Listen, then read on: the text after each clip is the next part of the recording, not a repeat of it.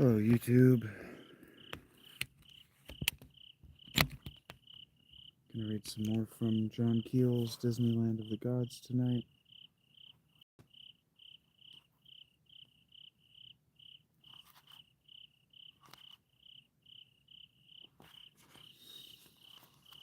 We begin on the chapter The Missing Years.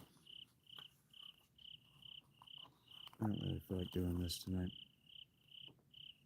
I don't see any point. The people who wanted me to do this have fucked off, so there's no real point in continuing. Don't anybody leave the planet.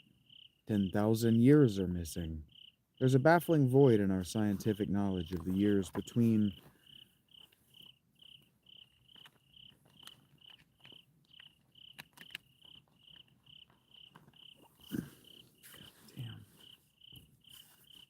no, just had it out.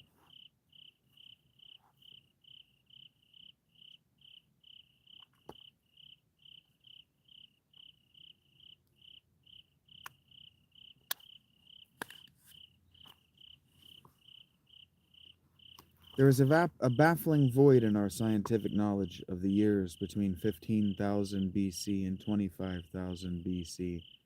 It is as though those 10,000 years never existed. Modern methods can date ancient relics and bones with a fair degree of accuracy. The Leakeys in Africa have turned the clock back 5 million years by finding human bones, indicating that our ancestors were roaming this mud ball even then. Archaeologists have uncovered primitive tools and living quarters from as many as 30,000 years ago, but the finds stop at around 25,000 BC. The stratas of Earth become barren until we reach the 15,000 year level. The 5 million year the 5 million year old humans seem to have vanished entirely for a long period. Where did all the people go? Did human life on Earth come to a dead halt for 100 centuries? And if so, how did it start up again? There are innumerable theories for this anomaly. Believers in the Atlantis legend claim that Atlantis, the fabled hub of ancient civilization, was destroyed sometime between 12,000 BC and 15,000 BC. Sometime later, a new civilization arose in the Indus Valley in India and in Egypt. Did the Quaternary Period, Ice Age, wipe out some great ancient civilization? If intelligent life existed 5 million or more years ago, there was plenty of time for it to grow and flourish before the planet went into the deep freeze about 3 million years ago. Due to some inexplicable change in orbital mechanics, the Earth turned cold and more than 1/4 of the land surface was covered with glacial ice. The ice receded around 35,000 BC, but that didn't end our troubles. Authorities such as Professor Charles Hapgood contend that sometime around 12,000 BC, there was another planetary upheaval. Perhaps the entire globe tilted over on its axis. Dramatic changes of climate and topography occurred. Fossils, seashells, etc., found deep in Africa's Sahara Desert proved that it was once underwater. The rich coal and oil deposits of the Arctic and Antarctica are proof that those regions once nourished all kinds of plant life. Were our ancestors cowering in caves and frantically swinging from tree to tree while those catastrophes were taking place? Or were they removed to a safer place, even another planet, until the crisis had passed? Today, there are many warning signs that a new global disaster is in the making. Polar ice is melting at an alarming rate. The Earth's rotation is now measurably slowing down. A distinct wobble has developed on the Earth's axis. The ecological balance of the planet is upset. Major climate changes are beginning to occur. The Earth's natural magnetic fields are fluctuating wildly. Even the old reliable sun is beginning to misbehave. Sunspot cycles are changing, and explosions on the sun have been so massive they have endangered some of our space flights. History repeats. How often has this happened before? The Earth is approximately 3 billion years old. 3 billion. Our records of man's chaotic habitation extend back a mere 5,000 years. Beyond that point, we have to rely entirely on archaeological speculation and anthropological guesswork. Dr. Leakey found a human skull that was at least 2 million years old. It is probable that intelligent forms of life were struggling here 10 million, even 20 million years ago. No, it's not. They may have gone through all the stages we have passed in 30,000 years, from caves to space exploration. Just measure our progress in the last 500 years. 5 centuries ago, most of the world was unknown. The people of Asia, Africa, and South America knew nothing about Europe, and vice versa. Even while the Wright brothers, Ford and Edison, were working to alter our entire civilization, there were still millions of people living in Africa, Asia, and South America under primitive conditions. It is probable that 5 million years ago, even 30,000 years ago, human life existed in various stages of progress simultaneously. The gods of the cavemen living on the fringes of the great glaciers may have been advanced earthlings, survivors of an earlier civilization, earthlings who were even then reaching for the stars while the cave dwellers were still trying to invent the wheel. Then, around 25,000 BC, something terrible happened. The advanced culture all but vanished.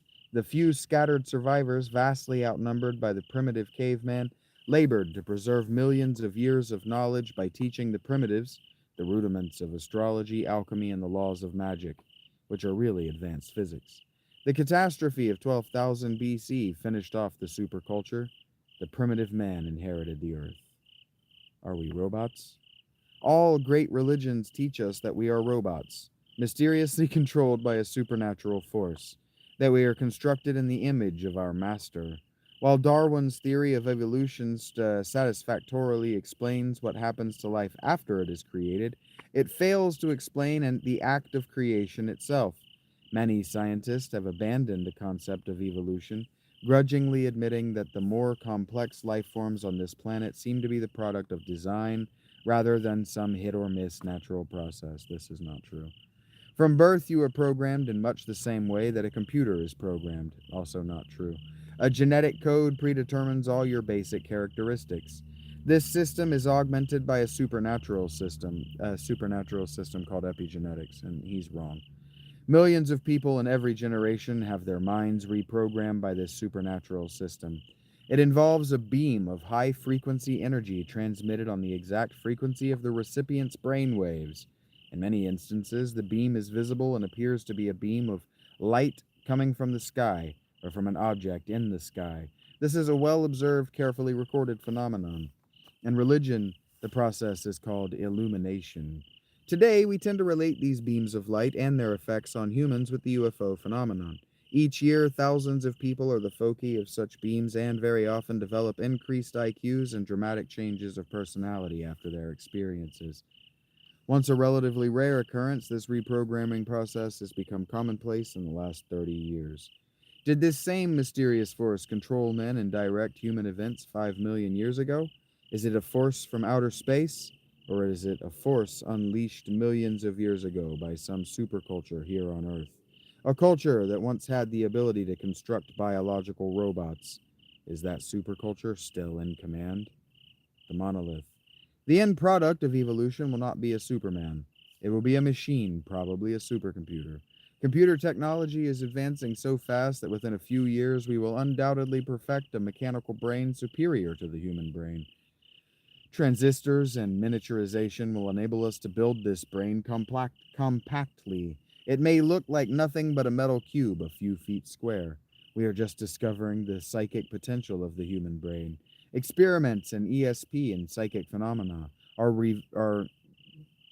re-verifying what the ancients already knew, that the human mind can, within certain limitations, manipulate physical matter and reality itself. Our supercomputer will have this same capability, but to a very advanced degree. Its sensors will inform it of everything that is happening on Earth. It will be able to read the minds of the survivors of the next cataclysm, and perhaps even control them. Their descendants will worship it, having lost all memory of our civilization. They might build a temple around the supercomputer and guard it zealously without ever knowing exactly why. This may sound like a very outlandish concept, but our civilization is heading in this very direction. Our space program is winding down. When, real economic disaster strikes, we will altogether abandon our dream of colonizing the planets. Development of the supercomputer, a kind of ultimate dictator for the whole planet, will assume priority. 40 years ago, the first crude UNIVAC computer filled a whole building, and it was inferior to the pocket calculators you can buy today in any electronics store. The supercomputer of tomorrow will be designed to run the whole world more efficiently and more objectively than any man could. Stanley Kubrick's movie 2001 A Space Odyssey and the novel from which it was adapted visualize such a computer. A slab-like monolith that influences apes and turns them into men appeared, placed here by the denizens of some other planet to watch over and guide us. Ah, such a monolith may already exist on Earth. It may have been built millions of years ago and now is growing old and tired, so it's guiding us to a point where we will be able to replace it with a new model. And then we will vanish, and future archaeologists will be puzzled because human history will seem to cease after the year 3000 AD. Then, around 13,000 AD, a caveman will be clawing his way over a glacier when a beam of light will strike him and he will invent the wheel. Over 2,000 years ago, a metallic black cube was discovered in the sands of the Arabian desert, and the people of that time viewed it with awe. They actually built a city around it, and if yeah, this isn't true. They actually built a city around it and have guarded it so closely that any non-Arab who dared to penetrate its temple was put to death. This isn't true. This is just a made-up bullshit since after Muhammad's death. 1,000 years later, the cube, it is called the Kaaba, was absorbed into the Muslim religion and became the most prized artifact of the Muslims. It still exists. It is still heavily prized. It's still heavily guarded in Mecca. Skeptical scientists who have never even viewed it, dismiss it as a meteorite. But millions believe it somehow runs the world. Where did the Kaaba come from? Tradition states that it was given to Abraham by a supernatural being. Was this a being from outer space? Or was it a straggler from an ancient civilization? Or even a psychic projection generated by the Kaaba itself? It's alive! Individual ants are quite stupid.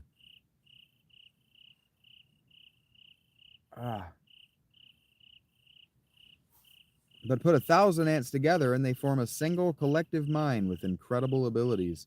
They devise military stratagems and even execute elaborate feats of engineering. Alone, an ant is a brainless biological automaton. In a group, it becomes an integral part of a larger, intelligent organism. There are other examples in the animal world. Tiny underwater animals join together to form larger organisms which have the ability to lure and catch large fish and feed the whole colony. A microscopic African flea forms a tiny ball with thousands of its fellows on the tip of a blade of grass. When an animal brushes past, the ball clings to it, breaks up, and the fleas spread out over the animal's body. When all are in position, a signal is somehow passed among them, and they all bite the animal simultaneously. It falls screaming in agony from 1,000 tiny jaws pincering into its flesh. Dr. Carl Jung, the psychologist, speculated that mankind is somewhat like these ants and fleas. The unconscious minds of all of us might be joined collectively, he suggested, by radio-like waves of energy. The collective unconsciousness of mankind would thus form a single massive brain, quite independent of us, but capable of manipulating us and our reality. Just as our individual minds can dream and, within strict limitations, reshape our immediate environment. If that were true, y'all wouldn't be half as fucking stupid as you are just because of my presence and the planet. Zoologist Ivan Sanderson went a step further. He saw our planet as a living organism with its own mind and hidden purposes. Today, many scientists have adopted this view. They speak of the biosphere, the total planet, as a single organism. The ecological forces on this planet are part of the whole. Wind and water currents are like the arteries of the human body. Each system supports the others. If you interfere with one system, you disturb the whole organism. Since 1848, we have been deliberately destroying many of the interlocking systems. The earth is screaming in agony, and perhaps that great mind, the collective unconsciousness, is desperately reaching out to us, trying to communicate with us on our level. For the past 20 years, the UFO knots have been repeating two phrases over and over to the flying saucer contactees, who now number in the many thousands. We are one. Is one of their favorite declarations. You are endangering the balance of the universe, is their warning. They are apoplectic over our atomic experiments. Over 1,000 nuclear bombs have been exploded in the Earth's atmosphere since 1945, crying that we are not only threatening our world, but we are also affecting many other worlds. When Thor Heyerdahl crossed the Atlantic in a reed boat, he noted that the entire ocean was now polluted with oil slicks and human garbage. Most of the oxygen in our atmosphere is produced by a tiny algae that grows in the ocean. Pollution is killing off the algae at an alarming rate. The planet is battling for survival. Since all lesser organisms have a built in instinct for self preservation, we can assume that Earth has a similar instinct. When the Earth is viewed as a living organism, mankind becomes a kind of disease. Billions of germs or parasites spreading out and witlessly destroying the interdependent ecosystems. That's a really stupid and harmful way to think about the world.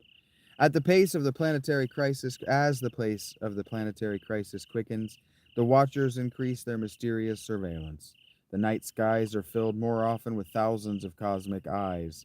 More and more people are stopped on lonely roads by strange forces which reprogram their minds as easily as we alter and reprogram computer tapes. Humans are tagged just as we tag wild animals to watch their migratory movements and chart their habits. UFOs do not seem to be part of some distant intergalactic system at all, but are closely related to both mankind and the Earth itself.